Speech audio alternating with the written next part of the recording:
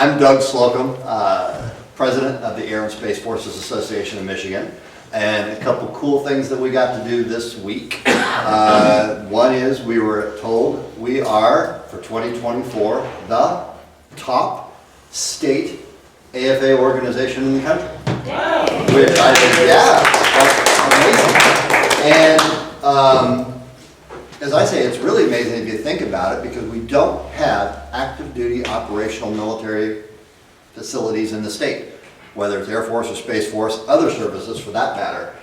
And yet we're the best in the country at educating about, advocating for, and supporting our airmen and guardians. So that's just freaking fantastic. And then 2 days ago, a follow-up we got is for the third year in a row, Membership Growth Award. So we're growing members and everything else. And for those of you who haven't been here to Ann Arbor before, this is of course our new place. So we're still working on our networking and all here to build this up. Kind of using the model of what we've been doing in Sterling Heights area up there, where we have, I don't know, Joel, anywhere between 40 and 130 people at events every month. Speaking of that, next month's events, as we're looking forward, well, let me back up. What we did this month at the Velocity Center, talking about the Air Force, we did that earlier here in July.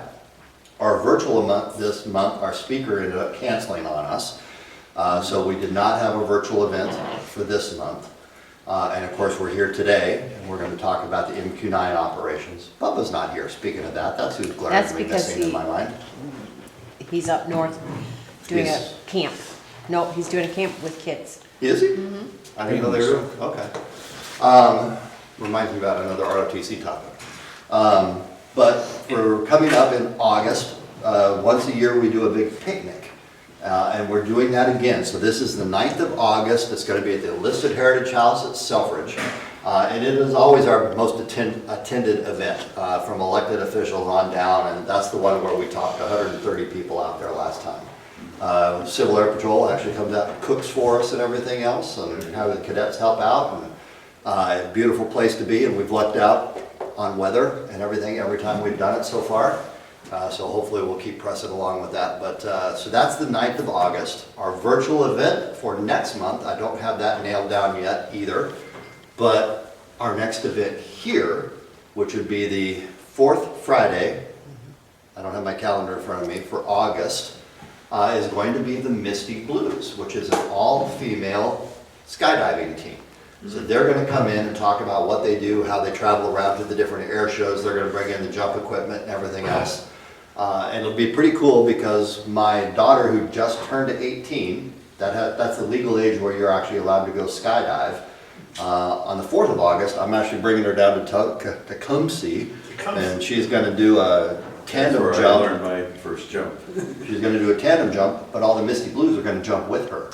So that's going to be a cool thing. So she'll have the direct experience with that. And Kim, who's on our team, actually did that exact same thing with them right after the air show.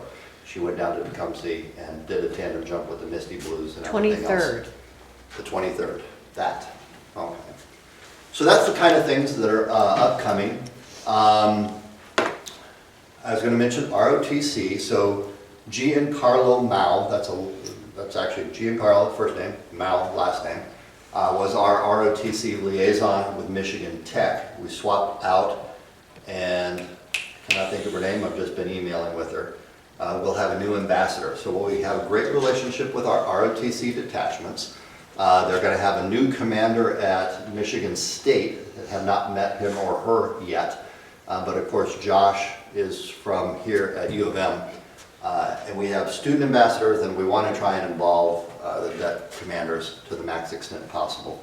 One of the things we're looking at doing, specifically eyeballing the ROTC cadets, is a trip down to the Air Force Museum, probably in the spring of next year. Trying to get a bus or something like that, get everybody together. Even Michigan Tech is talking about coming down to join us on a trip to go down to the Air Force Museum. I honestly have to say, I spent 35 years in the military, in the Air Force, and I've never had gone to the Air Force Museum until after I retired. And now it's absolutely amazing, and I could go spend days in there. I mean, the history that's there, you'll pick a wing, you can spend a lot of time. You're never going to have enough time, but it's also a great time just to get people talking, especially if we can integrate the cadets. We did it a couple years ago. We got a big tour bus and I took 46 people, I think it was, down there, and we stayed overnight. It was a logistical nightmare, but we made it all work. Choreographed it accordingly. But, so there's a lot going on with the Michigan AFA. September is our convention, which is the internal business of the AFA meeting once a year where we make all the sausage and everything else. That's followed by the Airspace and Cyber Conference, where about 18,000 more people end up walking in the next day on that Monday through Wednesday. And it is probably the premier airspace and cyber conference in the United States. And this is where all the Air Force and Space Force leaders come in, they make their announcements, they do it's an amazing thing. You're welcome to attend either of these. If you're a member of the AFA, you should be getting communications about that. You're welcome to attend if you want to go with me back to DC for the convention inside part. You're certainly welcome to do that too. And by the way, if you don't know, I'm actually, now there's 3 people vying for 2 seats on the board. It was unopposed, but now it's actually 3 people going for 2 seats. So hopefully I'll be on the national board of the AFA come September, but we'll find out if I'm electable at all. I ran for Congress before and it didn't work, so we'll see how this one does. I'm out there campaigning, handing out flyers out there. Anyway, so that's what's going on. Any questions about the AFA? What's happening? I guess I should do introductions. Everybody that's on our executive committee here, we have Brian over here who helps out in this particular way with the videos and everything else. And we post these all on a YouTube channel. So this is our opportunity, of course, with concurrence of our guests that are speaking, to make sure that they're comfortable with it. But we post it on the YouTube channel, and like when I was talking with Michigan Tech, that's going to be the way they're going to have to plug in with a lot of this stuff. Okay, Tamara, who has diligently for the longest time worked with Cyber Patriot, and now which is affiliated with AFA. That's the cyber for what age groups? Kindergarten through high school. I was going to say kids, I just didn't know the age brackets with that. So, teaching cyber and everything, and now she's part of our team integrated with all this too. We've got the good-looking bald dude there in the back, Carl, of course, who does so much. And we actually have to figure out titles and everything. I think that's all on my executive committee. I will twist arms and say, please help twist the arms of the individual in the light blue shirt sitting right here, because he's going to be on the executive committee. He might not know that yet. It's an amazing organization, it is. We are, you could actually see the ligature marks on his arm from when we're twisting his arm back here to get him to use his people skills to help us out a little bit. So we want to continue to expand, we want to continue to grow. The Air Force Association, Air and Space Forces Association, you heard me use the 3 verbs earlier. Our job, educate about. We want to teach. We want to tell people about what's going on, what's happening with our Air and Space Forces, what are the issues, what types of actions can be taken, what are the strengths, what are the challenges going forward. Advocacy, this is engaging with our elected officials and the decision makers. This happens at multiple levels. They can do it, they certainly do it at the national level. But then here's the local level, and we have had every single elected state, CODEL, elected official that's either on Armed Services, House Armed Services, HASC, or Senate Armed Services, SASC, has come in and talked to this organization. It's about time we're going to cycle through them again. We probably wait till after November and see what shakes out, who's on what committees and everything else as a result of that. But work cut out for you. Once again, to engage with them, and of course, even on the local levels, at the state level, we want them to know what's happening. What, Selfridge Air National Guard Base, National Guard issues, those types of things. Even though there's the National Guard Association, they have their separate advocacy group. We work hand in hand as part of the total force there. And while I'm thinking about it before I introduce our guest speakers, National Guard is having their big annual nationwide conference in Detroit at the end of August. Oh, stop it. So there's going to be the NAGAS, the National Guard Association, and INGAS, the Enlisted National Guard Association in the United States. They're going to be 1 week apart, but right next to each other in time, all in downtown Detroit. So all the guardsmen around the country are coming to Michigan. So it's a great opportunity. So at our picnic, our speaker is going to be the wing commander from the 127th is going to come to an update. But the poor National Guard folks, it's been Northern Strike exercise going on up there, the big multinational one every summer that happens. For Selfridge, the A-10s are deployed, the runway's closed, big construction project, the tankers are dispersed. They're either in the UP or over, they still have some at DTW, right? So they're dispersed all over the state. And now throw in the conferences that are going on, and I'm missing something in all that with all the activities, but holy crap, it's been a busy summer for our National Guard brethren as part of all this. So, that being said, I'm gonna quit yapping my mouth, but we are here today to learn a little bit about MQ-9 operations. We've had a higher level look from the 110th before at both Sterling Heights and here, but I really wanted to dive a lot more into and give you the opportunity to ask questions about what is RPA operations. Everybody wants to use the word drone. They're probably going to do a good job of correcting, well, that's not the case at all. A drone is autonomous. There's nothing autonomous about what goes on here. We definitely have very skilled operators and pilots that are in the loop on that. And what a great way to introduce our guest speakers to come up from the 110th, but it's great to have you both. Welcome to the Ann Arbor AFA. Thank you very much. Thanks for having us. All right. Hopefully they took their Tourette's meds. The floor is yours. Well, hello everyone. Thank you so much for having us. I'm Second Lieutenant Grayson Betts, and as Doug gave us, we are from the 110th Wing over in Springfield, Michigan. We've been with the unit for over 7 years, and with me today to help me present is my brother, if you couldn't tell, Technical Sergeant T. Betts. And we're just going to give you a quick introduction on kind of what we do. So we both started off as intelligence analysts. I then made the transfer over 3 years ago to become an RPA pilot, so I've been in that pipeline for a couple of years now, and I'm back with the 110th. Flying the MQ-9. And then Tegan, if you want to give them a little bit of your background. Yes, so I'm Sergeant Tegan Betts. I joined in 2017 as a mission intelligence coordinator, which we'll get into more about the crew positions and MQ-9 uses. So I started as intel, came in wanting to be a sensor operator, but there wasn't any spots at Battle Creek, so served as intel for 3.5 years, and then ended up cross-training over to a sensor operator. Awesome. So as part of that role, we'll get into it more, but we have a 2-man crew and then a 3-man team. So we work as a pilot, a sensor, and then intel. But to kind of get everything that we're going over, this is the 110th Operations Group, and this is what we are in charge of. You'll be able to do the slides. Thank you so much. So just a quick disclaimer right up front. This is unclassified. We're going to keep the conversation unclassified. Questions at the end, we're going to keep unclassified, just to get that right off the bat. All of this is current as of July 2023. And we're going to make sure that you guys have the best information you can, unclassified. Thank you so much. Wait, is this unclassified? It is unclassified. Thank you for asking. I just thought I would clarify. Yep. So this is a brief overview of what we'll be covering. We're going to go over what the 110th does, who we are, and how we've lived.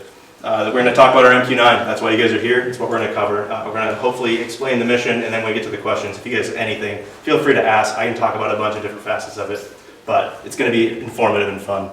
As well as Tegan's going to cover our MQ-9 applications, kind of the employment, and we'll talk about the crew element. And since he's our sensor operator, he's controlling that imagery payload on the aircraft. I'm going to let him cover it because he knows way more than I do. And the MQ-9 weapons will both kind of give you some stuff on there, and then hopefully at the end, hopefully you guys have questions. If not, I can keep on talking for as long as you need me to. Cool, so the 110th Operations Group. So the 110th Wing is out of Battle Creek. The 110th Operations Group is just a part of that whole entire facility. We've got lovely people there. The 172nd Attack Squadron is underneath the Operations Group, and we got the 110th Operations Support Squadron. They all come together, they support the MQ-9 Reaper operations. We have a vibrant history. We started with the MQ-9 now, but back in the day, World War II, we had the P-51 Mustang. And we went from there. The P-51 kind of got phased out. In came the A-10, the lovely Warthog, a wonderful aircraft, something that now Selfridge has. There's a few airplanes in between, just for the record, but yes. Yes. There were some important things in the middle. We've got some other assets. It's fine. But we're culminating the greatest asset ever known to man, the MQ-9 Reaper, obviously. But as part of that, we have a long lineage of pilots who've experienced a lot of different facets of war and also a lot of different facets of U.S. history. So it's been really cool to see the experience that the 110th has held and continues to have even now. As part of that, our extensive operations with the U.S., they started back in 2013. We went through a bracking process. We got the MQ-9 Reaper that saved our base. Battle Creek kind of came together and really supported us in that. But as part of the RPA kind of initiative that started back in the early 90s, we finally got the MQ-9 Reaper in Battle Creek. We've been flying it since then for over 10 years, 24/7, 365, every holiday, every weekend. We have pilots and people that are in Battle Creek that are flying missions overseas, here. It's been a really cool mission and a really cool ability for us to support. And as part of this, like I said, we have a talented crew of people that have been supporting the mission, supporting people around the world for the last 10 years. Next slide. Cool. And for capabilities, I'm going to Sergeant Betts take over and kind of give you a background on what the MQ-9 is capable of. Cool. All right, so the MQ-9 capabilities, what the aircraft can actually do. So it's a multi-role intelligence platform. Our biggest thing is going to be ISR, intelligence, surveillance, and reconnaissance. We'll talk about more mission set specific things on the next slide. For kind of what we're known for, so significant endurance and loiter time. This is why the MQ-9 is actually the most requested platform. We can stay on station much longer than other aircraft. So the ability to provide like persistent surveillance and overwatch is what makes us not necessarily mandatory but so wanted. Additionally, we have wide range and high res reconnaissance sensors. So Lieutenant Betts mentioned earlier with our MTSR multispectral targeting system, that's the camera on the front of the MQ-9. We're able to provide full motion video through 3 different types of cameras. So we have EO, which is just going to be your day TV, like a typical phone camera.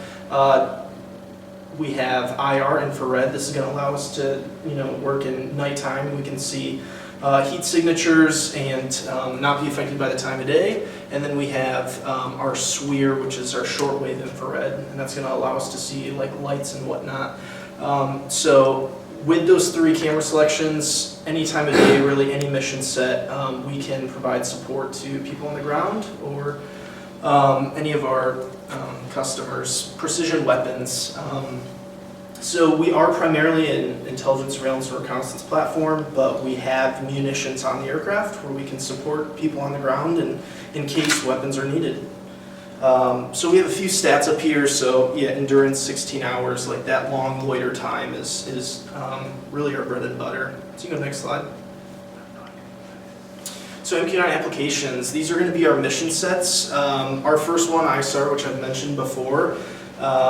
Additionally, we have air interdiction, so that's going to be, destroying the enemy before the enemy can affect us. We have SCAR, strike coordination and reconnaissance. Typically in a, kind of flow, you start out with AI, then you'll move into SCAR, and then it'll turn into CAS, which close air support is another mission set for MQ-9s. And above that, we have route clearance and like convoy overwatch. So because of our loiter time, we can sit up in the sky, we can be looking at friendlies, scanning out for potential threats. If anything happens, we have our precision weapons we can use, and that's where we'll use close air support. Due to the fact we have all these varied mission sets, and since we're such a capable platform, we have a lot of people that are asking for us. As he said, we're the most requested asset across the board. Just to the fact, any mission need they have, we can fill probably some role of it. And since we can fill some role, we can be on station for a long time as they filter out assets that can come in around us for those more specific needs, while we're there just helping out in the general sense. As some of our customers, like we've worked with search and rescue, especially in the Coast Guard around the Great Lakes, we've worked with them to find and see different things. If there's crashes, if there's different kayaks, we found, actually Sergeant Betts actually found a kayak the other day, just randomly in the middle of the water. That's pretty hard to see, especially when you think of the scale of the conflict that we're looking at. We've worked with coalition partners, so we got our multinational exercises like Northern Strike. We've got our Department of Defense, obviously the Air Force and the National Guard are under there, as well as our joint partners in the Army and Marines. Our Customs and Border Protection, so Michigan, as well as the northern coast with Canada, over 2,700 miles of border protection that the MQ-9 has been able to help and support with, as well as on our southern border, the MQ-9 is used by Texas Border Patrol. So a lot of the MQ-9's roles can be used to help in all of these things. Alongside our Coast Guard and NASA. NASA is just amazing, so there's a lot of things that they can do to support, especially with their satellite systems and how the architecture of the MQ-9 works. These are all people that want the MQ-9, that have used the MQ-9 or helped develop it in some way. So one question I'll throw out there Yeah. as we go, if you don't mind. Who operates the MQ-9 besides the Department of Defense? So outside of the Department of Defense, we've got local law enforcement. So the MQ-9 is being supported down by Texas. The Texas Air National Guard has used it. Outside of a Department of Defense role, the state has actually purchased their own and used some of those. Okay. Outside of that, there's like Homeland Security, I think, has some too. Yeah, Homeland Security has some UASs, yeah. I know the Coast Guard is trying to figure out how they can fit into the role and potentially get their own kind of aviators that are flying these. I know they had Predators. Do they have Reapers? That's actually a question, Tony. I don't know if Homeland Security ever went down the MQ-9 path. So that was actually, and of course we got our intel people that operate these types of things too. Yeah, and I mean, there's a lot of smaller drones that might provide more kind of like point access for them versus such a large asset like the MQ-9. Yeah. But it's something that I think is capable for the future, where if they needed it, they could potentially get it, especially with, as we talked about earlier, kind of our sunset dates where maybe MQ-9s are being rolled out and they can take them and use them for other purposes instead of just throwing them in the boneyard. And we do have allies that fly the same platform too, so. Yep, yeah, we work together with the Brits very often, kind of in a joint force. You say you work with local law enforcement, what do you do with them? Our interaction with them typically are for like training purposes, to kind of back them up and see like if they're doing an operation, if they're doing some mass training, keeping an eye over everything to make sure that they're safe and that everyone else is safe around them. Outside of that, like specifics, I'd have to refer to like the 110th kind of PA office and see what they have to say about it, if there's an official statement on it or what they do, because I don't have the specifics, unfortunately. Anytime that we've ever done any law enforcement engagement on behalf of the National Guard is always hand in hand with LE sitting right next to them. Back when we did the C-26 missions, which was another manned air platform that would do this type of a mission, you actually had a law enforcement person on the plane that did the actual calling and engaging with the law enforcement. So we were like providing the eyes and ears, but they were doing the law enforcement stuff. So there was a clear delineation of responsibilities there. Yeah, and I'd say for sure that like we are not an asset that is being used to collaborate in that way. It's definitely a law enforcement function still. We're just providing our services to people like that in a training environment. Cool. So then talking about the crew force, so obviously we'll start off the pilot. I'm in charge of controlling the aircraft. If you didn't know that, I know a lot of us are pilots. All I'm supposed to be doing is making sure the aircraft is safe flying in the air and that I'm avoiding as much as possible everyone else, as well as driving the mission. So we have, like I said, all these various mission sets. I'm in charge of making sure that that mission gets accomplished. I need to know where can we put the aircraft, how can we drive the crew, who can we use, what other assets can we talk to make sure that at the end of the day the mission gets completed and that all the different elements that we need to collect on or the different elements that we need to accomplish happen. And I couldn't do that without our sensor operators and our intel, and I'll have Sergeant Betts talk about that. Yeah, so for sensor operators, I get to control the camera. I find that to be kind of very fun. It's driving the mission. I get to, determine what we're looking at. We do work for customers, so kind of what we were talking about earlier, like we're providing the goods that the customer wants. So that's all driven usually by, what their goal is. And then for precision laser targeting, so our precision weapons can be guided by lasers. So that laser is based off of where, what my crosshairs is aiming at. Additionally, intelligence support. So this is the MIC. We were both MICs previously. So a MIC is kind of an extra hands for the aircrew. We can get task saturated at times, and the MIC is there to kind of take stuff off our plate. They're tracking, they're also aware of airspace and really just letting us know if we've missed anything.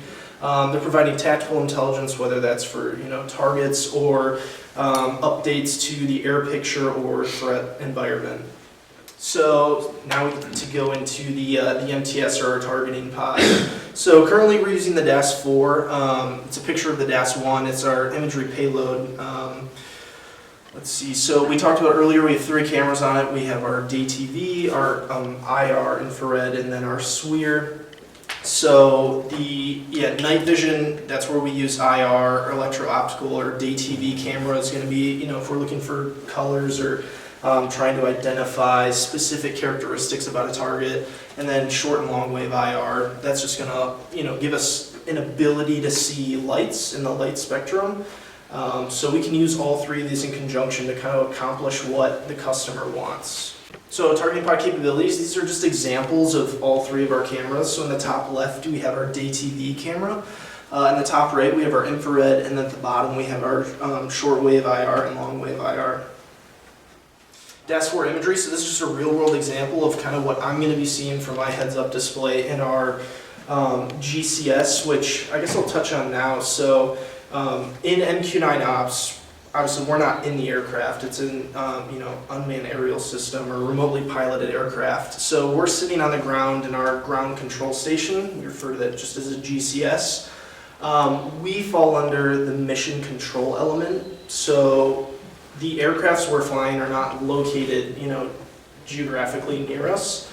So we fly from Battle Creek and we operate, all over the world, but we have cables running from our base that go to dishes that point up to satellites, and then that satellite communicates with our aircraft, and then it just does the reverse order to get the information back to us. This creates a delay, which is something we have to, adjust with. So if I'm ever, moving the camera around, my inputs are delayed by a little bit, which can, you do get used to it, but it can, it causes difficulties. But I guess this image is just an example of our MTS and what we're looking at. Yeah, I think something important to note is that just since we're flying so high up, he talked about kind of our capabilities earlier. We're an eye in the sky, we can go up to 50,000 feet, and we're looking down at this targeting pod that he's controlling. And this is all we're seeing. Like, we have a very narrow field of view that we can zoom in on. We can obviously expand it out, but we lose fidelity. But as we're going in, these are all kind of the different parameters that he's seeing and that we're seeing. What you've seen in green is my HUD, like everything that I'm using to control the aircraft. So it's very important as we're keeping control of this, since we don't have like haptic feedback in the aircraft, that we're keeping track of everything the aircraft's doing. And then everything that he's tracking, he's got to make sure, okay, is it moving? Like, what's going on? What are all the things that he can keep track of to make sure that whatever we're trying to collect on is working best for the customer and for us? I think it's worth emphasizing again, you said it, but to concisely say it, they fly real world missions all around the world from Battle Creek all the time. Mm-hmm. So, I mean, it's a whole new way of thinking about things that we have, call it somebody who's at home flying combat missions around the world and then going home. Yeah. If you don't talk on it, I will a little bit later on. It's some of the interesting things that brings about. Go ahead. Yeah, if we want to, definitely like when we can talk about kind of the psychology of like what it means to be both at home and at work in the same frame of reference instead of being separated, and kind of what that does to help and to potentially be detriments just in your psychology. Challenge. The challenge, that's a good word. Ooh, awesome. So synthetic aperture radar. So with our 3 cameras, atmospherics play a big role in kind of imagery in general. So just because, whether there's weather, like a cloud layer where we can't see the ground, it doesn't make us useless. We have synthetic aperture radar. So this provides all weather, day or night radar imaging capability, and we have an example of like what a SAR image would provide for us.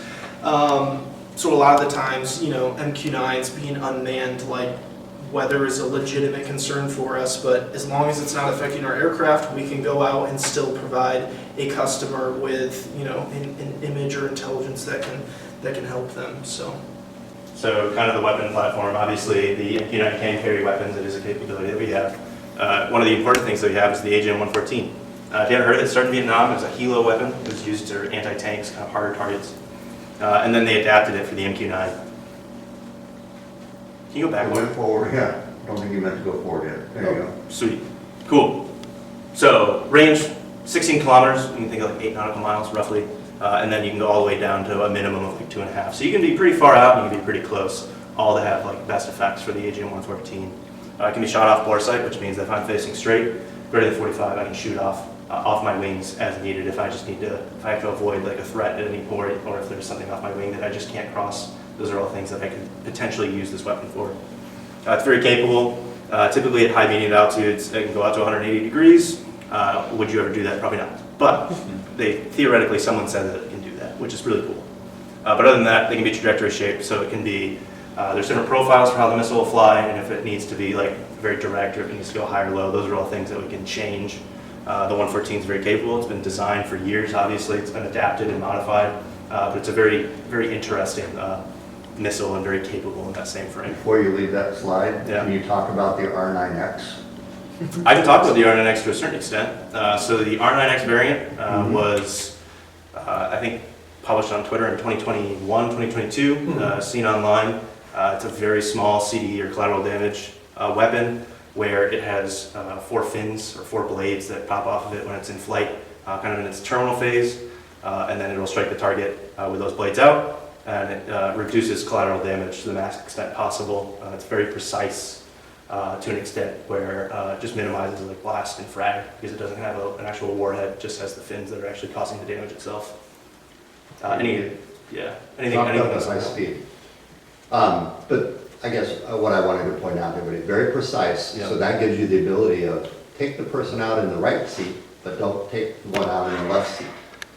And that can, for the most part, probably do that with that degree of precision, and it's just kinetic, as in it's just like throwing a big knife at them. Mm-hmm. Yeah, it's not a large throwing knife. So, Yeah, I think in the Twitter pictures that I've seen, it hit the driver of the sedan that it hit, and that was it. So just straight through the roof and then into the ground. So that was pretty much it. Very precise, very low damage overall. Didn't cause any other damage at all. So obviously, you talked about precision guided munitions. We have our GBUs, our guided bomb units. We can carry a certain number of them on the aircraft, typically 2 500-pound bombs. That's what the MQ-9 will kind of have as its standard loadout. It's like on a the phase. slides are like going Yeah, I around. think it's, Cool. But we do level deliveries 1 to 3 nautical miles out, so you can think like 2 to 6 kilometers as we're flying in. Typically we're flying pretty standard speed, 165, and we got 20 seconds to 45 seconds for it to fall from the aircraft down to the ground. Considerations there, we get high impact angles because we're so high, the bomb will come down, hits very precisely at a certain impact, shapes the blast, shapes the explosion that comes out of it. There's some slight crossing limitations, but nothing too bad. And then we have a longer time on final, so it allows us to really make sure that we're being very precise as we're flying in, the aircraft's very stable, and the GBU is going to hit exactly where we need it to. Obviously, it was pretty cursory on the weapons, but if you have any questions, we can kind of attack that as it Can is. you go back to that other slide for a quick second? GBU or? Yeah, the GBU is fine. Yep. Just for those who don't know, I believe that picture, because we've always used it as such, is from out over Lake Huron. I believe so, yeah. There is a bombing range over water in Lake Huron that has existed since they had B-52s in the state. But it is still used on occasion. That's a remote-controlled boat being hit by an inert laser-guided bomb in this particular case. But that's Michigan in action right there. That's the type of training that we can do. So we can go from sea to the littorals across into land operations at Grayling. It's a unique capability that we have here in Michigan, just from training range. So there you go. We're dropping stuff on moving real things out there. Yep. And we're gifted in that way, just due to Michigan, we have Lake Superior, we have Camp Grayling, we have Alpena. We have a lot of open airspace that Michigan allows us to use and fly and train just to make sure that we're better equipped for future conflicts or just for better mission sets, that we're making sure that pilots, sensors, and intel are all kind of on the same page on how we're going to operate and how we're going to accomplish things. So this kind of concludes our briefing at this level. If you have any further questions, hit me with it, and we'll do our best to answer it to our ability. Yes, sir. How susceptible is the MQ-9 to ground-air missiles, anti-aircraft type of? So the MQ-9 lacks the ability to do see and avoid. So any conventional TTPs that fighters or any other aircraft would have to kind of be able to react in a fast manner, we just don't have. And to a certain extent, kind of talking about our capabilities, we're going at 240 knots max. We're relatively slow. I would not say that we are doing barrel rolls. We're not doing, or aileron rolls, I should say.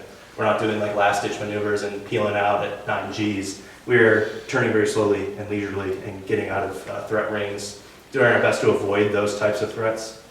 We would much rather avoid up front and know everything ahead of time than be one of the assets that's having to kind of counter that or be a seed asset in any way. We'll leave that to the more capable stuff. So I'd say we lack, to answer the question succinctly, we don't have that. We're very susceptible.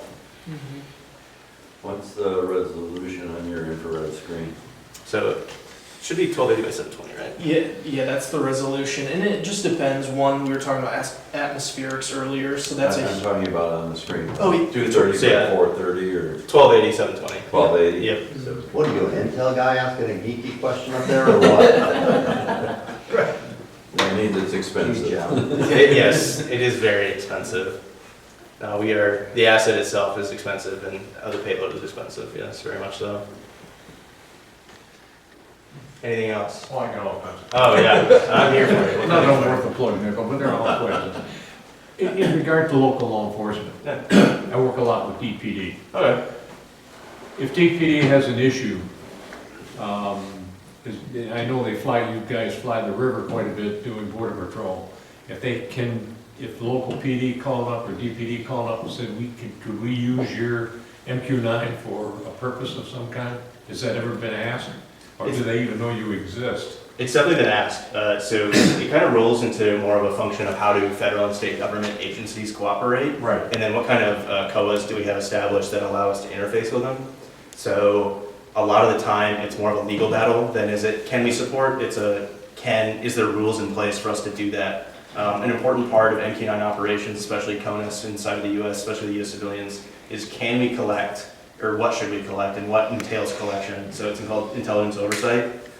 We want to make sure that U.S. civilians' rights to privacy are protected as much as possible. We're not tracking people, we're not tracking civilians, we're not tracking people in the U.S. That's not our function, it's not our role. We are part of the DoD. We are meant to support operations overseas as much as possible. Most of the CONUS stuff is for protection of the borders or just local training. So we're never going to be tracking a car down a highway and like doing pattern of life, you could say, on anybody, because we're not here for that. We're supporting the American citizen, not trying to collect on. I was gonna say on that one. Does the MQ-9 have transponders on it so you can operate like a civilian? Yes, we have a full capability to squawk anything we need to for all the different transponder codes. Still no MQ-9s in Michigan, correct? We have MQ-9s at Alpena. We have an LRE at Alpena now, that was So- gonna be my question. We have some different capabilities. We have the ability to have Fargo kind of control it from North Dakota, control it to Alpena, because we landed there.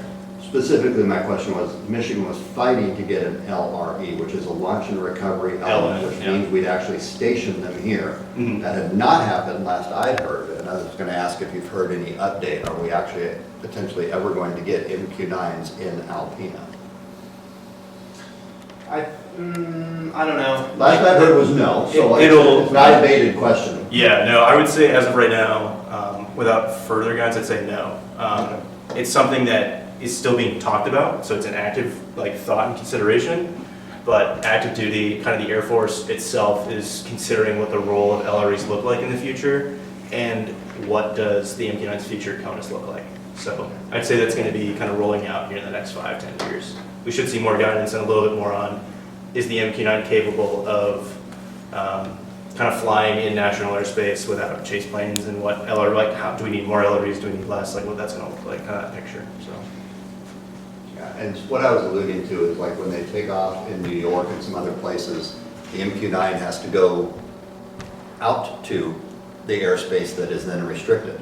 Well, that area between the time it takes off until the time it's in that protected airspace, they literally a lot of times will have the Civil Air Patrol or contract little airplanes fly right next to it to be its eyes and ears and everything and call it chase. So literally it has to have an escort going to and from. Yeah, and so kind of touching on the LRE element, just so you guys get a quick background. So Tegan talked about, or Sergeant Betts talked about kind of that framework of where we have a GCS here, we run cables, and we have satellite You relays. said GCS, just translate the acronym for everybody. Yeah, ground control station. There you go. So the ground control station is basically the computers that we're using to control the aircraft. So from that ground control station, we just have cables that fly. We actually go fiber optics. They go over the ocean, over into Ramstein, Germany. And then we have satellite relays that control everything across the globe for the RPA enterprise. So as part of that kind of element for LREs, it's called the launch recovery element, as he said. But they have dedicated pilots and sensors that are taking the aircraft off, and they're handing it over through satellite to remote people like us who are here in the U.S., and then we'll fly it for them. And they're launching any number of birds every single day. So it's kind of like they're the ones taking it off just so that they have direct control of it as much as possible, minimizing the delay that we talked about. And then we take it over in the air where the delay is more minimal for us. What's the turnover point from them launching before you take it? In what way? Like what context? Altitude, say Very low. 1,000 feet or so? I would say we typically try to be a little bit higher. It would say it's On very the traffic pattern. Yeah. So out of pattern altitude, somewhere safe. As long as it's safe, we can typically grab it. Yeah. So It's a process. It depends upon where you're operating, right? Yep, and like I said, it's all dependent on the different agreements we have and what the LREs kind of establish, because Right. they're kind of the head of that. So Odie, to go back to what your question was about, we don't have any here boots on the ground in Michigan, but we have a huge airspace that's open. Yeah. So that's the for us as advocators. And that's why the value of, if they put them at Alpena, they'd have to adjust the airspace to go all the way down and touch Alpena, or escort it. But that restricted area, especially over Lake Huron and everything else, is a huge swath of airspace that could definitely be Oh, used. yeah. Yeah, there's the Steelhead Etka, and then we have like the Lake Superior holding area, we got Lake Huron. So there's a lot of the free airspace over the Great Lakes where there's not a lot of commercial traffic outside, like some Right. stuff across.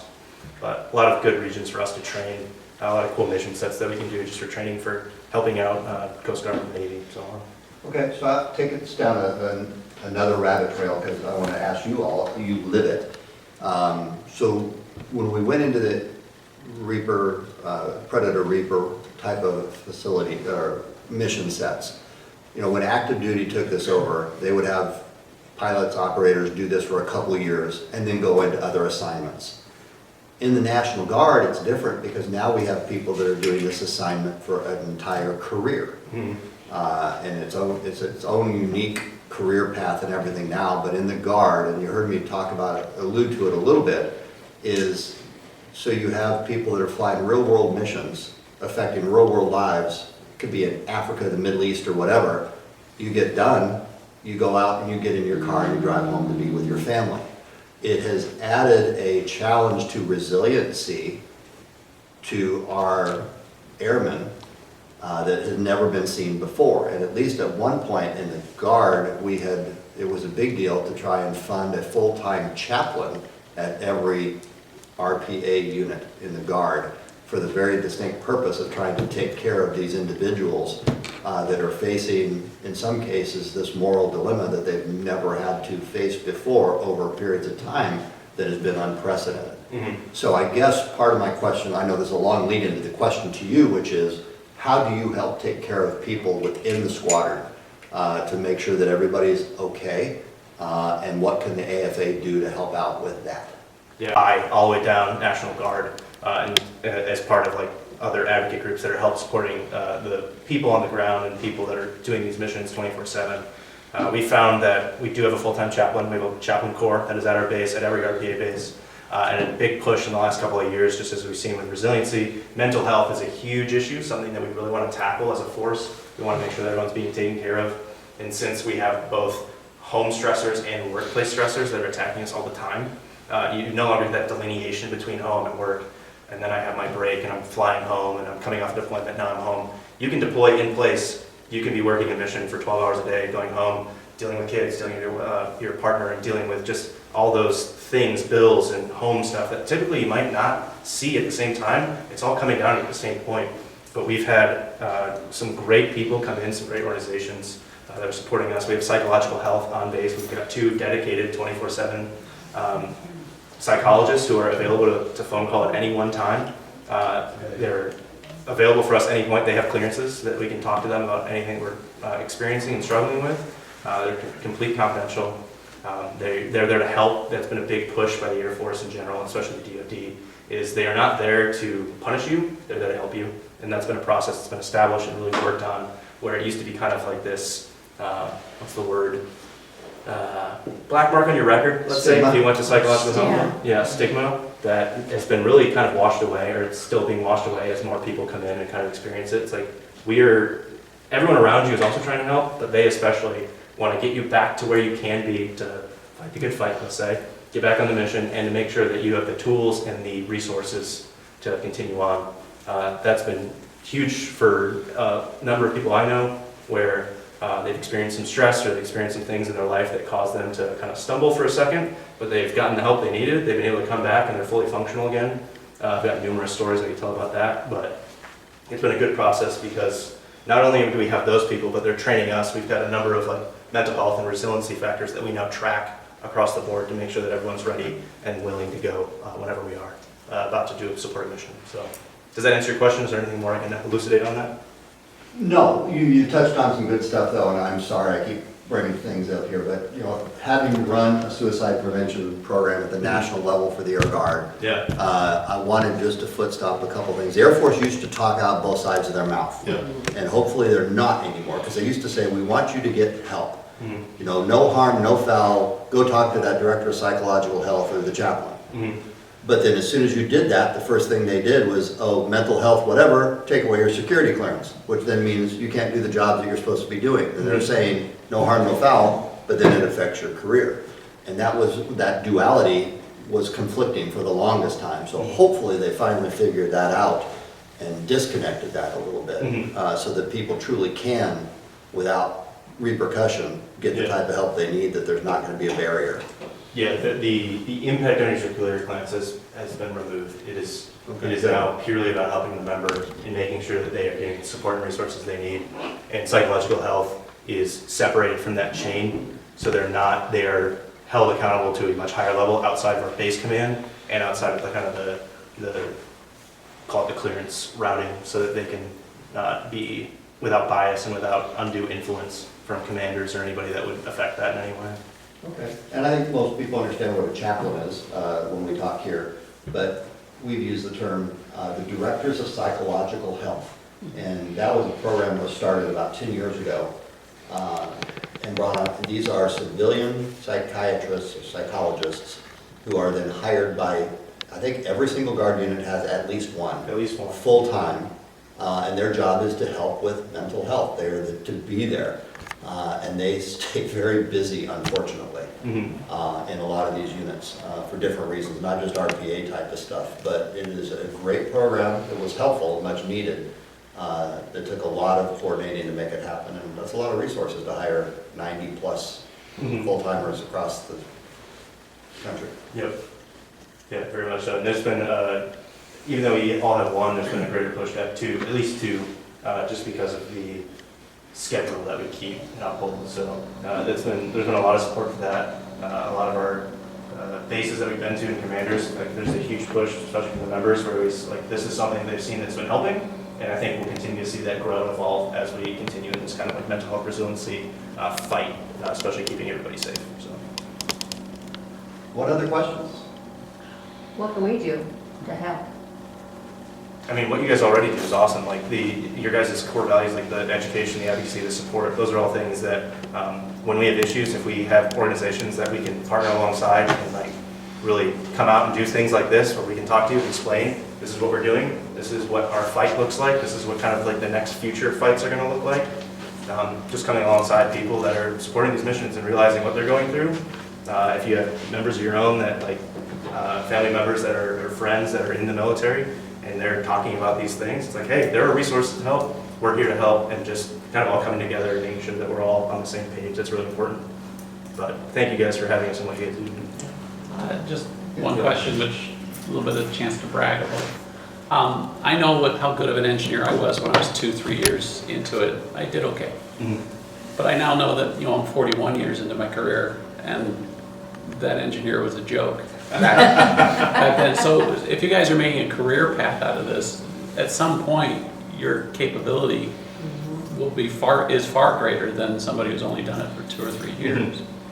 So I mean, because like data sets will come to me and I'll just look at it and go, that's crap. And I don't actually know why it's crap. It's just the pattern doesn't work, and I just know it. I didn't know that when I was only doing my job for 2 years. So I'm presuming that would mean Air National Guard is getting to where you're the best of the best at running these missions. Would you agree with that? I think since we have like 10 years in this experience, we've seen the MQ-9 kind of take over the RPA enterprise, where we started off kind of doing some very basic functions. We could collect imagery from very far away, very slowly for a long time. And now as it's evolved, we've gotten different capabilities, different tactics on how we're going to operate as both an asset itself and as an enterprise. I'd say yes, we have evolved way past where anyone imagined we could be, and we've proven that we can do way more. And if we can improve what we have now, improve the capabilities that we have that we've briefed, like those are all things that can definitely be improved and extended in different ways. We've got lots of cool technology. The F-35 is very capable. You imagine taking an F-35, making it just a little bit bigger maybe, and just slapping some different stuff on it. Those are all things that we can support from here, helping troops overseas, making sure that they're safe, and that our customers are always protected. Well, you bring up a great point about the difference with the National Guard, because just think like a pilot, not just the RPA, that you do one mission for your whole career. You don't transfer, you stay in that one unit.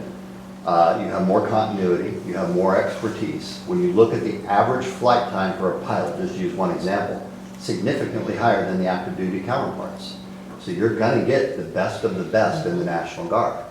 And then they can also go on to a career being an airline pilot and then still stay as a National Guard pilot. So we don't lose the expertise. So you as a taxpayer ought to be the biggest fans of the National Guard that possibly ever could exist. They give you the best capability at the lowest cost because there's not all the overhead. You have the expertise. You don't lose the talent. You don't have to keep retraining the human capital and all in this case. So And what's it's cool, a win-win. What's cool with the National Guard, so the National Guard, obviously, you can enter it as you will, kind of from the very beginning like we did, or if you're active duty, there's a program called Palace Chasing, where if you end your contract that the National Guard's kind of like that function where it's like you still want to support and serve, but you might want to do something else. We typically work on weekends and 2 weeks a year. That's kind of the initial commitment. If you're just joining the Air National Guard as just a DSG component or a Drill status guardsman. drill status guard, thank you. So, sorry, I use acronyms a lot. I have so many in my head. But we get the pilots from active duty that are coming in. We get pilots from outside the service. We get retirees who've come in who still have longevity that are coming in. We have a breadth of experience that is just drilled down into one mission set from different platforms too. So we've got heavies, we've got tankers, we've got fighters, we've got different like electronic component aircraft that are coming together on this one asset. And we get to see all these like multifaceted roles that are coming together. It's really cool to have pilots, sensors, intel who have all this experience, and we have engineers, doctors, a bunch of different people that are all focusing on just this one thing. It helps us spread out and do a lot more than we, and like I said, what we initially thought we were capable of. So, but we are very good. I like to say we are very good. We would have to agree. Question. Now, what's your counterpart with the Chinese in terms of, do they have anything like this, or where are they at? One was just like That is a great question. I don't know. They actually are flying a prototype that looks almost exactly like it. Go You figure. can go in the Air Force magazine, it'll show you. Copied it. Yeah, North Korea just released their brand new drone. It was super cool. It looks very similar to the MQ-9. It also looks very similar to the MQ-1, which is really interesting. I don't know where they copied their homework, but it looks very similar. Anything else? Burning questions? No? Thank you so much for having us. No, thank you. Appreciate Thank you all. And I told them I forgot to bring the big ass bullets Make and everything else, so you're gonna get the consolation prize today. Thank you very much, sir. I appreciate it. A copy of the book, it'll give you nightmares, everything else, but Thank you. you bet, and I owe you a bullet. Thank you So, very much. thank you all so much. Thank you for having me. Say what?